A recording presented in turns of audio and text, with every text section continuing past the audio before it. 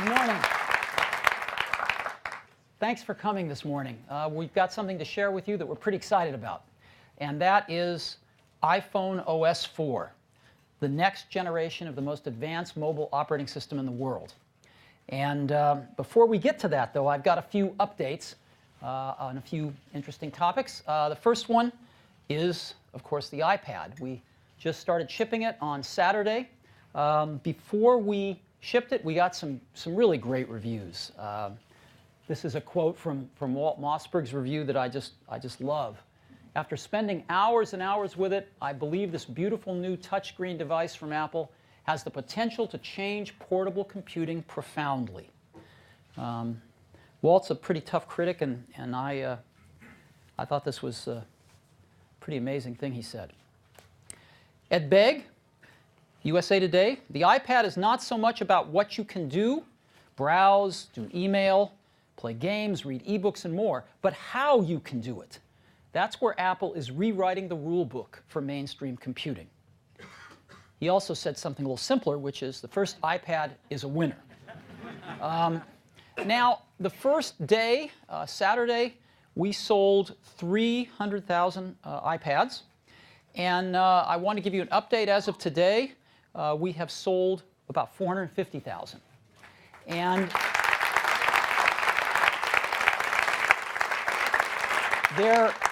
I'm told Best Buy is out of stock.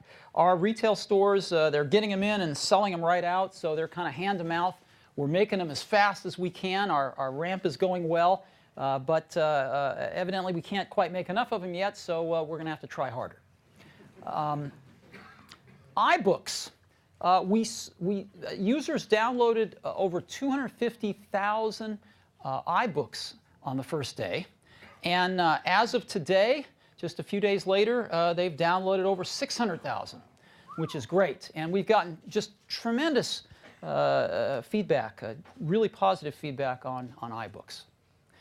And the first day, iPad apps, users downloaded over 1 million iPad apps.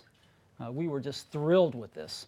And as of today, they've downloaded over 3.5 million. So again, this is going like this. But beyond all the numbers, what it was really about for us was this. This was some photos taken in one of our retail stores. People are just loving this product. And as you know, when you create something, you really have butterflies in your stomach right before you put it out into the world. You really don't know if people are going to like it or not. And so far, people seem to really be loving it. So we're feeling pretty good about it. So that's a little update on the iPad. Now I'd like to talk for just a minute about the App Store. Users have downloaded well over 4 billion apps. Yeah, well over 4 billion apps to date. And we have over 185,000 apps in the App Store now. So again, we've had some of our biggest days ever with new apps going into the App Store in the last few weeks. It's accelerating. And we have over 3,500 iPad apps in the App Store. So this is also accelerating. And these apps on the iPad are just amazing. This is the App Store on the iPad. And I just want to show you some screenshots of some of the apps. Because you'll be, if you haven't seen these, you'll be surprised at how great they are. So some great games. Scrabble, Labyrinth, some wonderful games. Toy Story, read-along books from Disney. This is Miss Spider, and a really popular book among young kids. We've got some awesome driving games. The driving games are terrific. This is an app that actually lets you follow a real race on the terrain as it's happening. We've got Zillow, a real estate application that lets you find all the houses for sale and actually go inside and see pictures of them. Comics. Marvel's got a great comic book app that lets you buy comic books right from in the app. It's fantastic. Weather, the universe, Major League Baseball, fantastic apps fantastic app for Major League Baseball, great app from ESPN. Epicurious for recipes, teaching all of us how to make food. E-Trade. This is a fantastic app from IMDb. You can just learn so much about movies if you love movies from this app. It's fantastic. ABC turned out a phenomenal app for the iPad. It shows all of their shows, and you can just stream them right on the iPad. And you turn it sideways and just watch these shows in incredible resolution. They're fantastic. And Reuters, we've got a lot of news apps. Reuters, the Wall Street Journal, USA Today, the New York Times,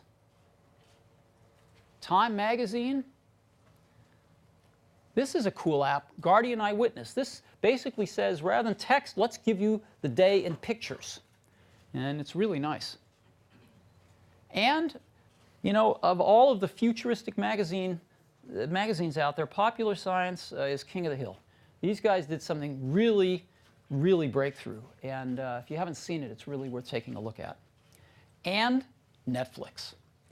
This app has been highly praised. People love watching the free movies on it if you're a subscriber to Netflix, and the quality of the video is very nice.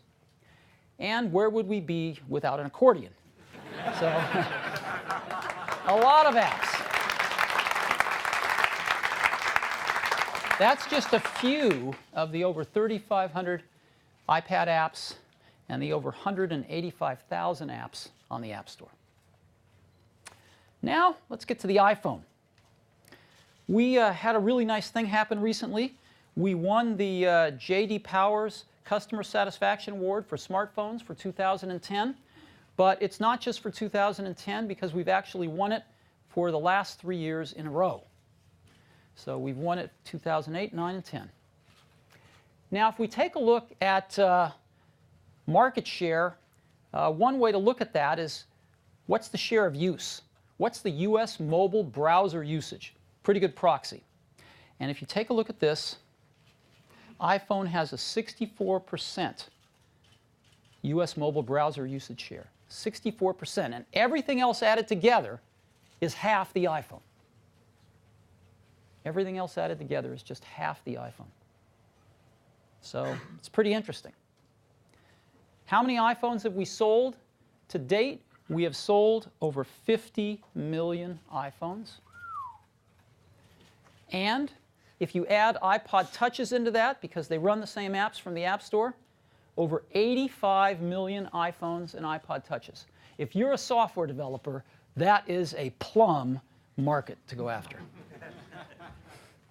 So today, we are giving a developer preview of OS 4, iPhone OS 4, the next major release of the iPhone operating system. We've been working on this for a while. It's pretty great. And we're going to ship it this summer.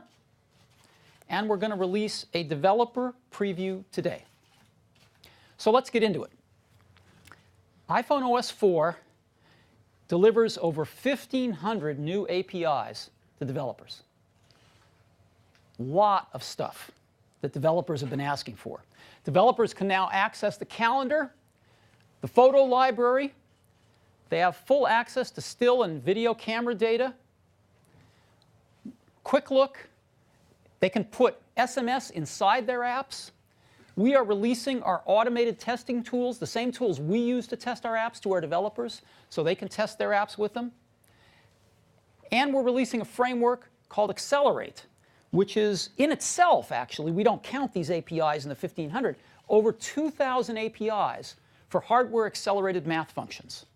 So if their application is heavy into math, they can really take advantage of this. And these are just a few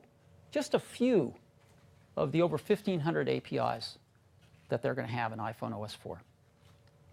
In addition, there's over 100 new user features. And again, here's just a few of them. Users can now create playlists on their phone. We've added a 5x digital zoom in the camera app. You know how you can tap to focus when you're taking a still picture? You can now tap to focus on video. Every iPhone, every photo taken on the iPhone is geotagged, and we've added places in the photo app now so you can see where they were taken. You can change the home screen wallpaper. Been a huge request that we've gotten. You can use Bluetooth keyboards. And we've added a spell checker, which is really nice. If you misspell a word, it'll underline it. You just tap it, and it'll give you what it thinks what you might have wanted to type. You can gift apps. This has been a big request, too. So you can buy an app and gift it to somebody right from your phone. So again, these are just a few of the end-user features, over 100 of them, in iPhone OS 4. Now, of those, we're going to talk about 7 today. We call them tentpole features. We don't have time to talk about all 100, but we're going to talk about 7 of them today. So let's get into it. Let's start off with the first one, which is probably going to be the biggest one, and that is multitasking.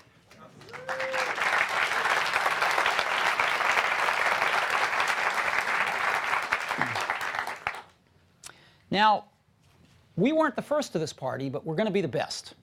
Just like cut and paste. Other people had cut and paste before we did, but everybody, it's, I think, widely believed that we just nailed it with the way we did it, and it's much better than any other implementation. I think people will think the same about multitasking, because it's really easy to implement multitasking in a way that really drains battery life. These apps start running in the background, and there goes your battery. And it's really easy to implement it in a way that reduces the performance of the foreground app and makes your phone feel really sluggish. So if you don't do it just right, your phone's going to feel sluggish and your battery life's going to go way down. And people have experienced that a lot. We figured out how to implement multitasking for third-party apps and avoid those things. And that's what took us a little longer, but I think we nailed it. So what I'd like to do now is demo it for you so you can see what it looks like for the end user. We've got a great user interface for it, and I think you'll like it. So I've got a phone here with a cable to the projector, and just slide to unlock. You can see I've got my wallpaper up there. And I'm going to just go ahead and launch Mail right off the dock there. And so here I am in Mail. I'm going to look at a Mail message. And this Mail message has a URL to a website. So I'm going to go to that website, and I just click on it, and I'm taken to the browser, right? So far, this is what we do every day on an iPhone. And here I am at this Mount Kilimanjaro website. Now, I want to go back to reading my mail. I'm done looking at this website. What do? I could navigate back to the home screen and then click on Mail again. But rather than that, I can just double-click the Home button. And the window raises up, and it shows me all the apps that are running. These are all the apps that are running. And I want to go back to Mail, and I go right back to where I left it. I want to go back to that web page. There I am, right back at the web page. Very simple. Very, very simple. So now what I want to do is I want to go to eBay to check on an auction I'm following. I can just tap on it. And again, I go right to where I left off in the apps. So here I am on eBay where I left off. I'm checking my auction. And now I want to go play a game. Let me go play Tap Tap Revenge. And Tap Tap Revenge gives me a countdown. It keeps me where I was, but it gives me a countdown of... all right, I'm not winning here. So again, the game stops. And I can say, great, let me go back and look at Mail here. Check Mail out. I've been playing a game for a while. Oops, that was the website, sorry. Let's go to Mail. There's Mail right there. OK, I don't have any new mail that I need to look at, so let me go back to my game. And again, it's going to take me right back where I left off. 3, 2, 1.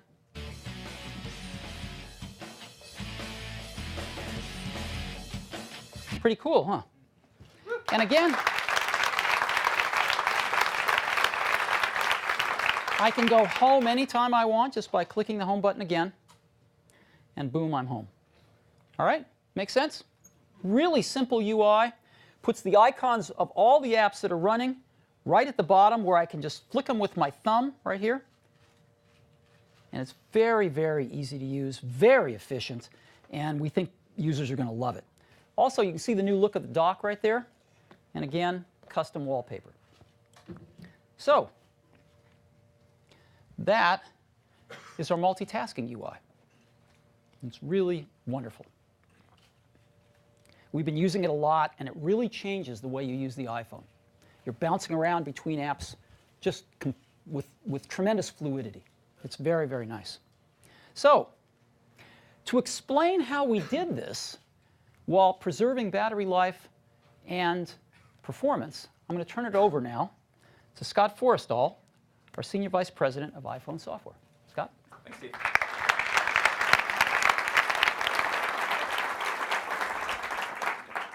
So we are really excited about adding multitasking to apps in the App Store. But how do we do it? Right? How are we adding multitasking while preserving battery life and performance? Well, we looked at the tens of thousands of apps in the App Store, and we distilled down the services that those apps need to multitask in the background.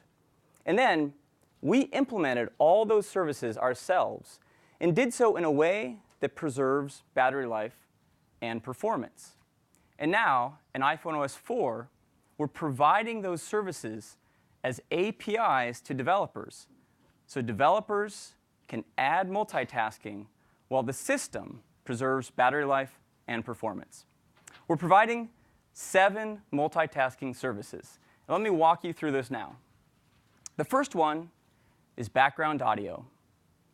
Now, there are a number of popular audio streaming apps on the store, but none as popular as Pandora. With 50 million registered users, 13 million of whom stream their customized internet radio stations right to their iPhones, Pandora is changing the way that people think about radio. And Pandora has a great application that a lot of our customers use. But until now, if you left that application to go to another app, the music stopped. No longer. With iPhone OS 4, Pandora can continue to play music in the background while you switch between apps.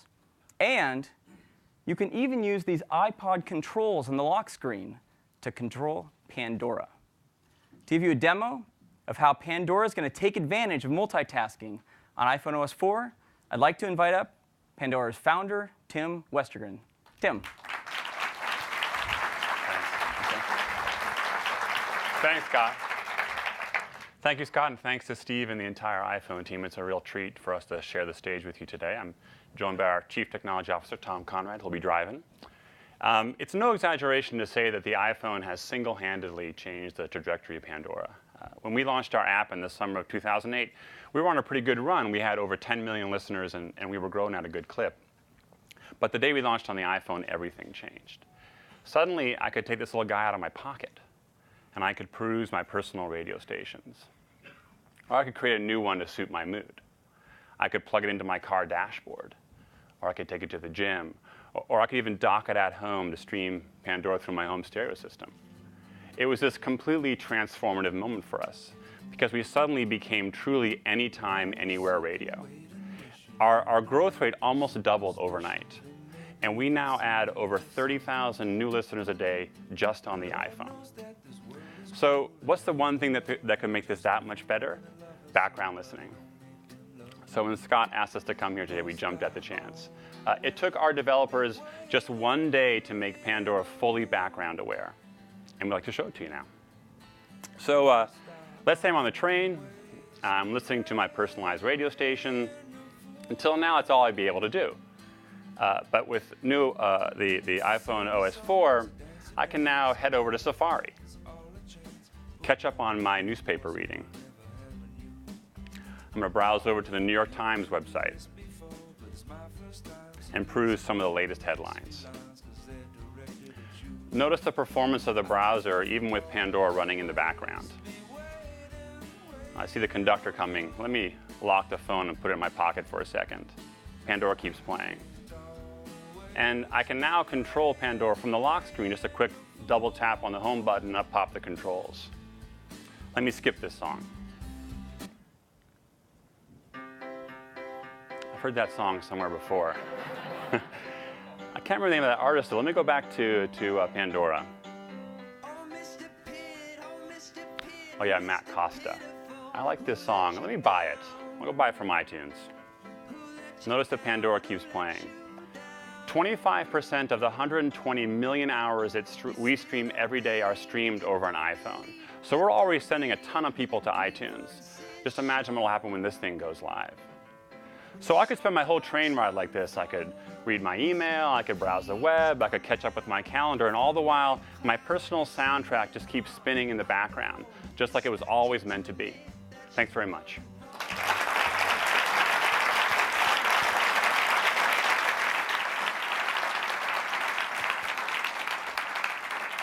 Thanks, Tim. Pandora in the background is fantastic. Our next service is Voice over IP. Now, VoIP continues to grow in popularity, led by Skype. Skype already connects more than 1 out of every 9 international phone calls made on the planet. It's amazing. And they have a great app for the iPhone. But the problem is, up until now, if you left the app, the phone call ended. And even worse, if you weren't running the app in the foreground, you couldn't receive Skype calls. But again, all that changes with iPhone OS 4. Now, when you're on Skype, you can switch to another app, and the phone call stays on. You see you get this double high status bar to show you're still on the phone call. And even when you're not running Skype in the foreground, when you lock the phone, you can still receive Skype calls. To give you a technology demo of how they can take advantage of multitasking on iPhone OS 4, I'd like to invite up Skype's head of iPhone product development, David Ponsford. David.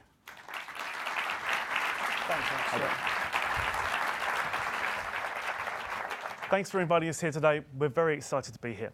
I'm here with John Chang, our lead iPhone developer, who's going to help me demo the Skype app today. Skype enables the world's conversations, helping people make great quality free phone calls.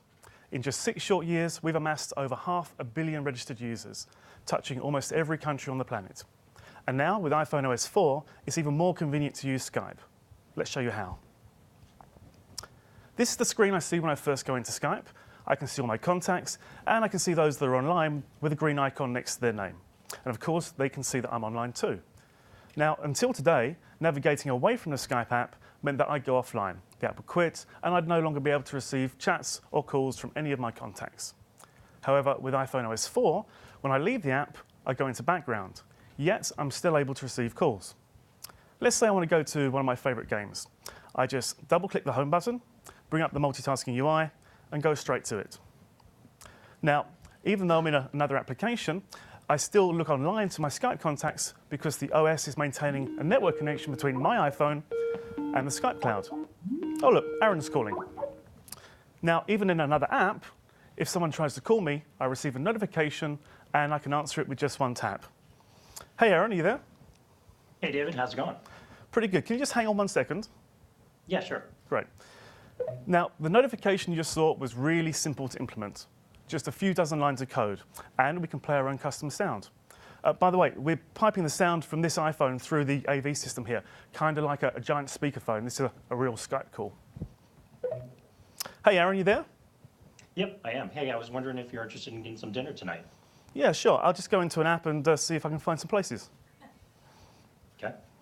OK, so you can see at the top of the screen, there's a red status bar. This shows that the Skype call is still in progress, even though the Skype app's no longer in foreground. I'm just looking up some places now, Aaron. How about we go to Abacus? That sounds great. Actually, I always wanted to try that. Cool. OK, I'll send you the details in a few minutes. I'm just with some folks right now. Okay, sounds good. I'll see you later. Great. Bye-bye. So Bye-bye. now I can choose to go to another application, or I can just put the phone in my pocket. In either case, the app will be in background, and I can still receive calls. Now, with iPhone OS 4, Skype is even more convenient and useful for everyone that depends on it every day worldwide. Thanks for having us here today.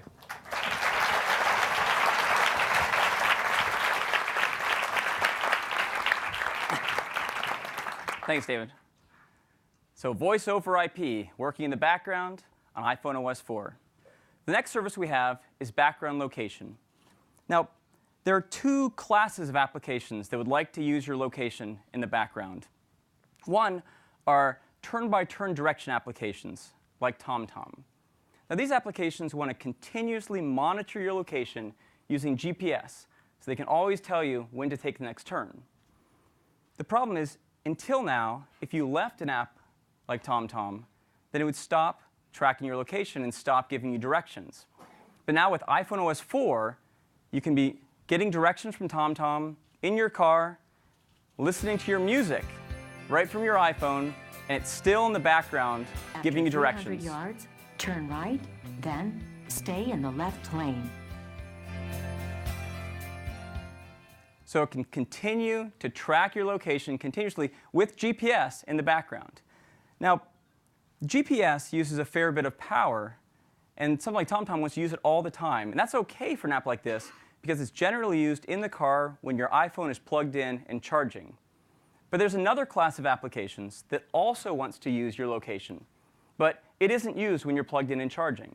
These are social networking applications, like Looped. And we came up with a great solution for these apps that doesn't require GPS to be on all the time.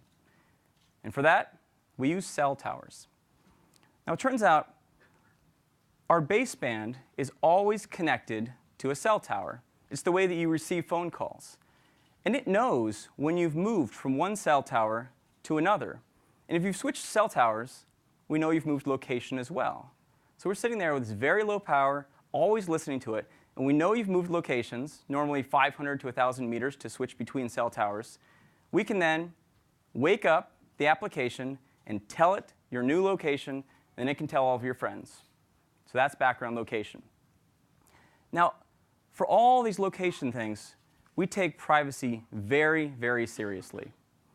Ever since we added the first APIs for location, we would put up a panel whenever an application wanted to use your location. And the user would have to approve this. We're taking privacy several steps further in iPhone OS 4. First, we're adding an indicator right on the status bar to let you know if any application is asking for your location, be it a foreground application or one of the background applications, so you can know if something's tracking your location. Next, we're adding fine-grained settings so you can see all the applications that would like to use your location. And the user can enable or disable location per application. And on top of all of this, if any application has asked for your location in the last 24 hours, we'll add an indicator right next to that app so you can know that it's asked for your location. So we're being completely transparent on the usage of location, and we're letting users set, on an app-by-app basis, the ability for apps to use location. And that is background location. Next, push notifications. Now, we've had these for about 9 months now. They're incredibly popular. They're great for things like scoring updates, news alerts, people challenging you to a game. So they're incredibly popular. In fact, in just 9 months, we've pushed more than 10 billion notifications. Here's how it works. A third party sets up a server. They send their notification to Apple's push notification server, and then we send it to the phone. And we can do this with very low power because we're always connected. We have a single connection to the phone, and we'll coalesce multiple notifications from multiple sources through this one connection to the phone. So that's push notification. Now, building on push notification, we're adding a new service, which is local notifications. Local notifications are just like push notifications, except you don't need a server. It can all be done right on the phone.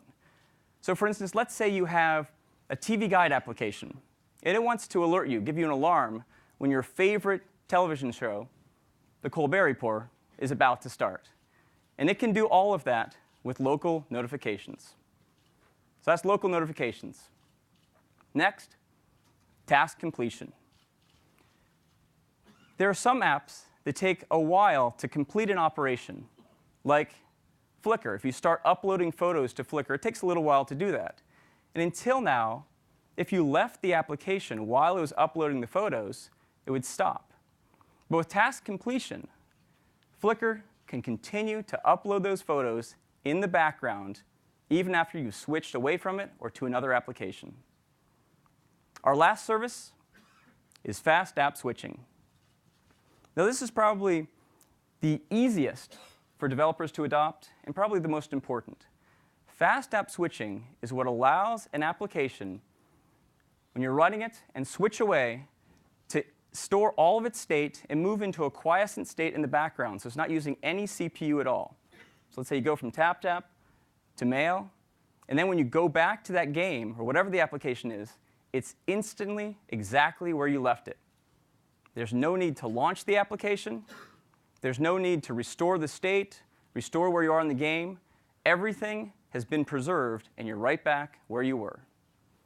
And these are our 7 services for multitasking. They are very, very deep and provide a lot of power for developers to add multitasking to their apps. To go along with all of this, we have this incredible user interface to make it incredibly simple and fast for you to switch between applications. And that is multitasking, which is our first tentpole for iPhone OS 4. I'd like to hand it back to Steve. Good job. Thank you, Scott. So, our second tentpole. This is one where we've also gotten a lot of requests. Folders. As people are downloading more and more apps, they're having to flick from page to page to page to find them. They want to organize them. They want a better way to organize them and a better way to find them. And folders fit the bill. And rather than talk about it, let me just show you what they look like. We came up with a really beautiful implementation of folders. So let me go to my second page over here full of apps. And I want to make a folder with games in it. I have several games, and it'd be nice if I could put them in one folder to keep them all together and make it real easy to find them. So what I do is I just push my finger on an app, just like I do to move it. They start to jiggle, and I just drag one app on top of another, and it instantly makes a folder. Right? Now, it also automatically names the folder based on the category that these apps came from the App Store. I can rename it, anything I want, but if I don't want to bother, I just use the name that it intelligently selects. And that's folders right there. So let me put a few more apps in. I can just drag apps in there. And you can see the icon actually changes as I drag apps in. Right? So now I've got a folder with my games in it. And there they are. And I just tap on one to launch it. I can drag this around anywhere I want. Right? And I can have as many folders as I'd like.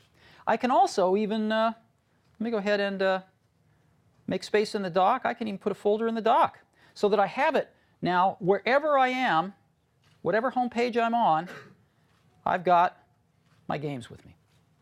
Right? Really nice. Now, one of the other things I wanted to show you, it's not really about folders, but it's about the home screen, which is the ability to change the wallpaper. It's really nice. So let me go into Settings and Wallpaper, and I've got a camera roll with some wallpaper on it, and I can just change it very easily. I can say, let's pick this one.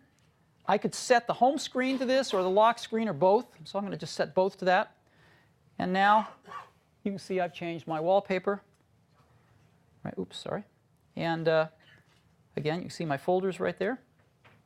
I can use multitasking to just go right back to Settings, exactly where I left. Let's pick Denim. There we go. And again, folders.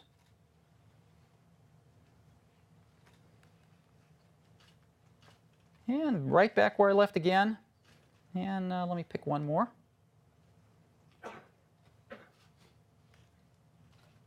So there you go. And that's how easy it all is. So that is folders.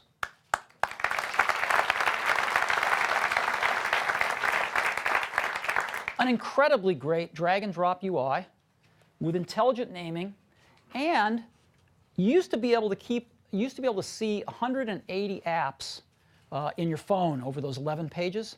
If you replaced every one of those with a folder, it's now over 2,000. So for the person that likes to download a lot of apps, we have a solution. So that is tentpole number 2, folders. Now let's go to tentpole number 3. Tentpole number 3 is an enhanced mail. We've added a lot of great features to mail, a lot of suggestions and requests from our users that we've been able to get into this new mail in iPhone OS 4. The first, unified inbox. Customers have really wanted this so that you can have multiple email accounts, let's say a MobileMe one, a Yahoo one, an Exchange one, and all the incoming mail will be put into one inbox. Right? So you don't miss anything. And we've made it so you can have more than one Exchange account as well, which has been another big request. So all of that in the new mail client, unified inbox. Now, if you want to focus on just one account, we've added fast inbox switching. So with just a few taps, you can move between one inbox or another if you just want to focus on one. In addition, we've added the ability to organize by thread, so you can follow email conversations and discussions much easier. So as an example, we'll look at the second message down. You'll see that it's got a 3 and a double chevron right there. That says there's 3 messages inside there. And when we go in there, you'll see the 3 messages, the most recent one on top that hasn't been read yet. But you can follow that conversation all along by easily looking at the prior messages. They're all bundled in one place, organized by thread. And open attachments. The ability to get an attachment in email, tap on it, and open it with an app from the App Store. This is really great. In this case, it's OmniGraph, and I can just tap it, and it'll open with the app. So some new features in Mail. There's lots more, but the biggest ones are the unified inbox with multiple Exchange accounts, fast inbox switching, threaded messages, and you can open attachments with apps. All right.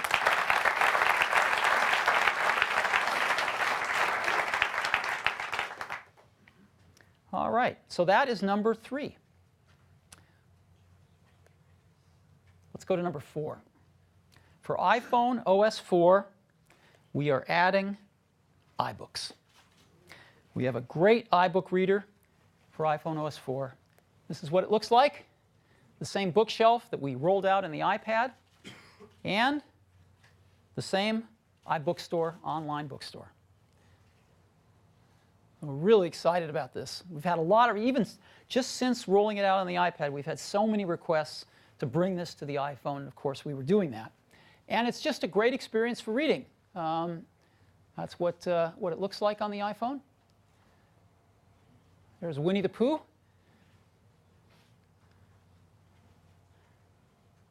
And so we think customers will really enjoy this on their iPhone, their iPod Touch. It's a delightful ebook reader. With the iBookstore, online bookstore, you can buy your books once and read them anywhere. In other words, you can buy it for the iPad and you can transfer it on to your iPhone or vice versa. You just have to buy it once and you can read it on any of your devices. We're going to be wirelessly syncing your current page and bookmarks between devices automatically. And just like we do on the iPad, we're going to supply a free book. And we think Winnie the Pooh is a good choice. You know, we labored over that with the iPad. What is the book that we could supply just to get people started that we really felt great about? And Winnie the Pooh won. So that is iBooks, and it is our 4th tentpole. Now I'd like to turn it back over to Scott for tentpole number 5. Thanks, Steve. All right, so our 5th tentpole are some great features for enterprise. Now, the iPhone has made huge inroads in enterprise. Already, more than 80% of Fortune 100 companies are using iPhones. And so we have some really nice features here, starting with even better data protection. So now, in iPhone OS 4, we will encrypt all of your email, including all the attachments, with your PIN code. So better encryption in email. And we're making APIs available so developers can encrypt all the data inside their app as well. So great data encryption. Next, mobile device management. This has been a huge request. There are companies out there like Sybase and Mobile Iron and a number of others. And they build these enterprise solutions for deploying large number of phones to companies. Well, we did the work in iPhone OS 4 to enable those solutions to also manage the deployment of iPhones. So this is a big one, mobile device management.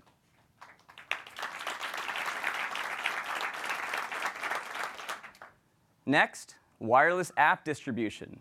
So a lot of companies are building custom applications, and until now, the employee would have to plug into iTunes to get those apps. But no more. With iPhone OS 4, that company can wirelessly distribute these applications anywhere in the world from their own servers. So wireless app distribution.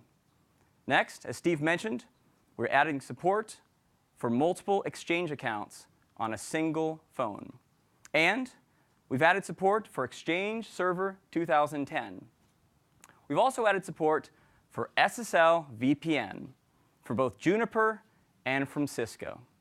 So some great enterprise features in iPhone OS 4.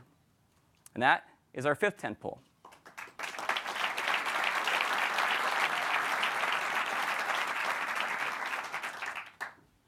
Our sixth tentpole is Game Center. And this is a developer preview in iPhone OS 4. Gaming is extremely popular on the iPhone and the iPod Touch. In fact, we have more than 50,000 game and entertainment titles on the App Store. And let's compare that to the competition. If you look at dedicated gaming devices, like the Sony PSP and the Nintendo DS, we just blow them out of the water, with more than 10 times the number of game and entertainment titles as either of them. We want to make gaming even better on the iPhone. So we are adding a social gaming network. This allows you to challenge your friends to games. This is what it looks like when one of your friends is inviting you to play a game. We also will do automatic matchmaking. So if you're playing a game and it requires 4 people to play, we'll automatically find 3 others of a similar ability to you in that game and put you all together into the game. You can compare how you're doing against your friends and against the world with leaderboards. And you can see how you're progressing through a game and compare yourself against your friends with achievements. So Game Center, it's a social networking social gaming network where you can invite your friends, matchmake, compare yourself with leaderboards and achievements. It's a preview in iPhone OS 4, and it'll be available for everyone later this year. And that is Game Center, which is our 6th tentpole. I'd like to hand it back to Steve. Thank you. So, our 7th tentpole is called iAd. It's mobile advertising. We're building it right in to iPhone OS 4. Now, what's this about? Well, you know, we have 185,000 apps on the App Store created by tremendous developers. A lot of those apps are free, and the rest of them are really reasonably priced. You've got apps for free, for 99 cents, for $1.99, and we like that. Users like that. But these developers have to find a way to make some money, and we'd like to help them. Now, what some of the developers are starting to do is to put advertising into their apps. And for lack of a more elegant way to say it, we think most of this mobile advertising really sucks. And we thought we might be able to make some contributions. So this is what this is all about. It's all about helping our developers make some money through advertising so they can keep their free apps free. Now, when you look at a mobile device, a phone, it's not like the desktop. On the desktop, search is where it's at, right? That's where the money is. But on a mobile device, search hasn't happened. Search is not where it's at. People aren't searching on a mobile device like they do on the desktop. What's happening is they're spending all their time in apps. When people want to find a place to go out to dinner, they're not searching. They're going into Yelp. They're using apps to get to data on the internet rather than a generalized search. And this is where the opportunity to deliver advertising is. Not as part of search, but as part of apps. Now, the average iPhone user spends a little over 30 minutes every day using apps. Over 30 minutes every day using apps on their phone. Now, if we said we want to put an ad up every 3 minutes, let's say, that would be 10 ads per device per day. 10 ads within 30 minutes, it's about the same as a television show, right? We're going to soon have 100 million devices. That's 1 billion ad opportunities per day in the iPhone community and iPod Touch community. 1 billion ad opportunities per day. This is a pretty serious opportunity. And it's an incredible demographic. But we want to do more than that. We want to change the quality of the advertising as well. Now, we're all familiar with interactive ads on the web, right? That's what they look like. And they're interactive, but they are really not capable of delivering emotion, which is why the majority of ad dollars still flow through television, because advertisers can deliver an emotional message through television, right? We know what that's like. What we want to do with iAds is to deliver interaction, but also deliver emotion. So interactive ads have no emotion, some interactivity, and television ads have a lot of emotion but no interactivity, and we want to be here. We want to be even more interactive than the ads you see on the web, and we want to get some of that emotion from video. So that's what iAd's all about. It's emotion plus interactivity. The ads keep you in your app. Now, what's that about? On mobile devices today, when you click on a banner ad, it yanks you out of your app, throws you into a browser, and takes you to the advertiser's webpage. You may never find your way back to your app. And it's almost impossible to get back to where you left off. So what's the result? People don't click on the ads. Who wants to get yanked out of your app? Because iAd is in the iPhone OS itself, we have figured out how to do interactive and video content without ever taking you out of your app. And the user can return to their app anytime they want. And so we think the result is going to be people are going to be a lot more interested in clicking on these things because they're not going to pay the penalty of having to find their way back to their app. So it's built right into the iPhone OS, and for developers to add this to their apps is really simple. They can add iAd opportunities to their apps in an afternoon. Apple's going to sell and host the ads, and we're going to give developers an industry standard 60% split of the revenues. So I'd like to show this to you. Now, what we've done is we've mocked up a few ads. We don't have any real ads yet because this isn't rolled out yet. And what we've done is we've taken a few brands that we love and we've used them. We've made some ads for them, basically. Oops, excuse me. Now, these folks are not endorsing us in any way. They haven't even seen this stuff. We just love these brands and use them to make some fun ads. So let's say this is an app that gives me some entertainment news, and at the bottom I have a Toy Story 3 banner. Toy Story 3 is an awesome movie that Disney's putting out in June. And so I click on that banner. I've seen it. It's really good. And so you click on the banner, and we take over the screen. The ad takes over the screen, comes down with animation. All this stuff is done in HTML5, by the way. Okay? It's really easy to do. And you see animation, everything else. Now, you see that X up at the top there? If I just tap on that X, I go immediately back to my app right where I left off. So the user at any time can say, take me back to my app. This disappears, and I'm back in my app. So let's go explore this ad, right, which is really a kind of a universe here. There's a snake in my boat. You know, so I can listen to the characters. To infinity and beyond. Golly, Bob, howdy. And I've got some videos here. Again, this is a little HTML5 gizmo that is made available to developers, and they can just they can make their own stuff like this too. It's real easy. And so I'm going to just pick a video here, and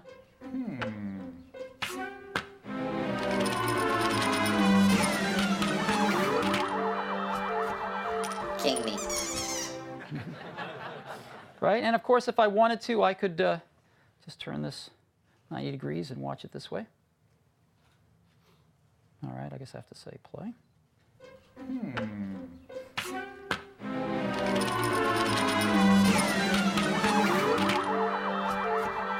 King me.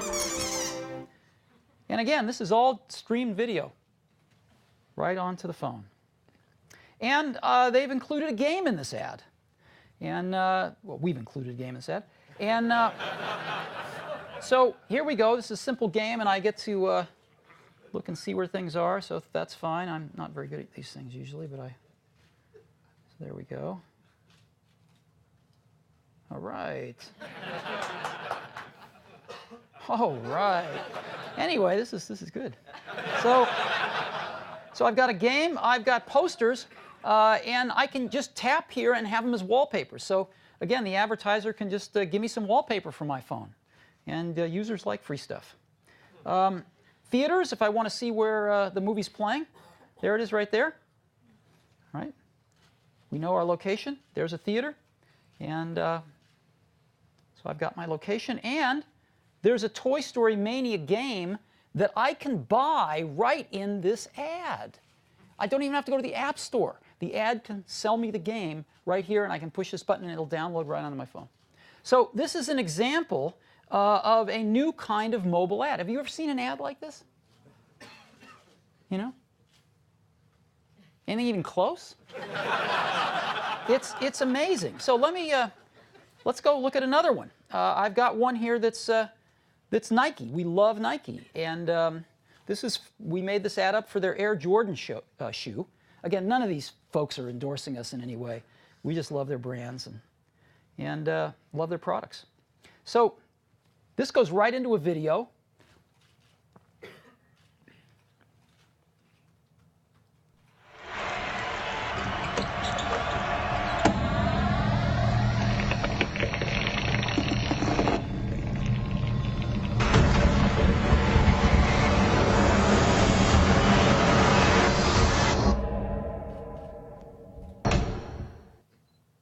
Pretty cool, huh? And then, so let's go ahead and look at, I can look at design or some photos, but I want to show you this cool thing, history here. And that, again, somebody built that little navigator, very simple. So this is the history of the shoe, starting in 1985, and you can just flick through the different years and, see how the shoes evolved each year if you're really into this stuff, and a lot of people are. So again, you can just see the shoe progress throughout the years. Pretty cool. So let's go back, and here's Nike ID. This is a really cool program where you can make your own shoe. And Nike's been doing this for a while, and it's great. And so it says, shake your iPhone for more examples. So I shake my iPhone. Get another one. Shake my iPhone, get another one. And there's an app right here, Nike ID, that I can download to my phone, and it lets me build these custom shoes and order them from Nike right here on my phone. And if I want to find a store that's carrying these nearby, again, it'll find my location and put up some places to carry the shoes. Right? So that's an example of what a Nike ad could look like. And here's another one. This one for Target. I mean, Target's awesome. And, you know, time to get inspired. Great. And again, you can have animation bringing these things on. I just click on it. It takes over the screen again. Back to school.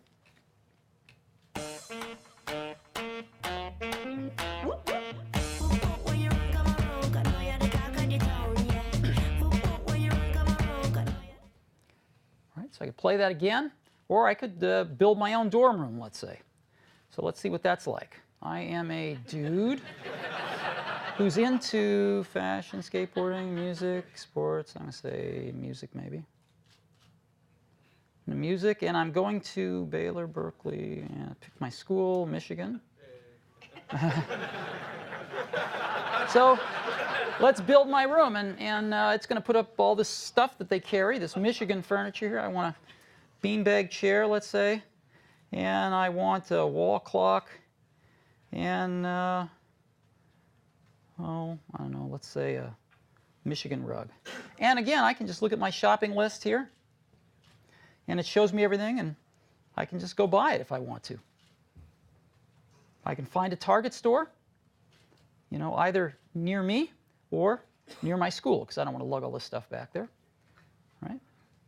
It's that simple. So, and again, I can return to my app anytime I want.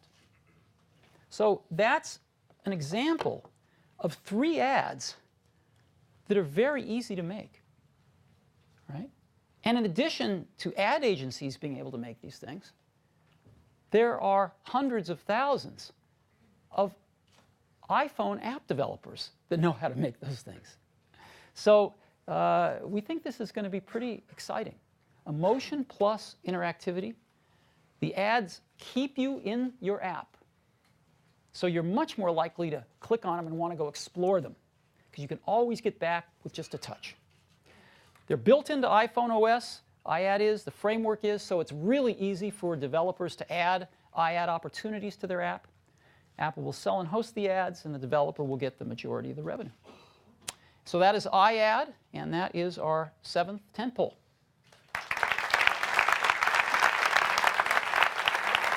So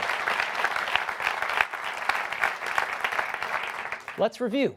Multitasking, folders, dramatically enhanced mail client, iBooks, much deeper enterprise features, a preview of GameKit, and iAd. And these are just 7 of the over 100 user features and over 1,500 new developer APIs in iPhone 4. Now, we are releasing a developer preview today.